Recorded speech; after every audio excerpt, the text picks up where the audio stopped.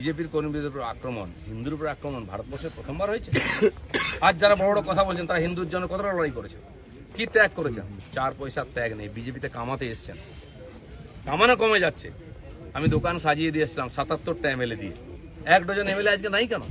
MP কোথায় গেল? জেলা পরিষদ সমিতির প্রধান চলে যাচ্ছে কেন? জবাব কে দেবে? 21-এর পর থেকে বিজেপির নাম ছিল। 19 সালে বিজেপি 41% ভোট পেয়েছিল এবং আজ অনেক নেতা আমাদের পার্টিতে তার বিরুদ্ধে লড়াই করে আমরা পার্টিকে বাড়িয়েছিলাম।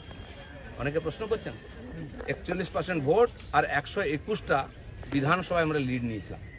5 বছর পরে 24 সালের ইলেকশনে সেই ভোট 39% নেমেছে আর 91টা বিধানসভায় আমরা লিড পেয়েছি। পার্টি এগোচ্ছে না পিছোচ্ছে? আমরা হার জিততে ভুলে গেছি 21 সালের পরে। প্রশ্ন করুন, পাবলিক প্রশ্ন করছে। দিলীপ ঘোষের এটাই প্রশ্ন আছে। যারা আমাকে প্রশ্ন করছেন আমি তাদের দিকে প্রশ্ন করছি। আপনারা তো নীতি শেখাচ্ছেন, রাজনীতি শেখাচ্ছেন, হিন্দুত্ব শেখাচ্ছেন, কি দিয়েছেন সমাজ? কেন পার্টি নেমে গেছে? 250 লোকের প্রাণের বিনিময়ে যে পার্টি দাঁড় করিয়েছিলাম সে পার্টি কোথায় আছে? কেন হারছি আমরা? কেন লোকে চিৎকার করছে? আর এই দালালরা যেদিন থেকে পার্টিতে এসছে বিজেপির গন্ধও চলে গেছে, বিজেপির স্বাদও চলে গেছে। লোক বিজেপির ভরসা করতে পারছে না।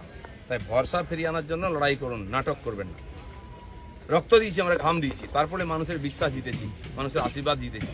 দিলীপ ঘোষের তো লড়াই জারি আছে। আপনারা ঠিক করুন কে কোন পার্টি থেকে লড়াই করবেন।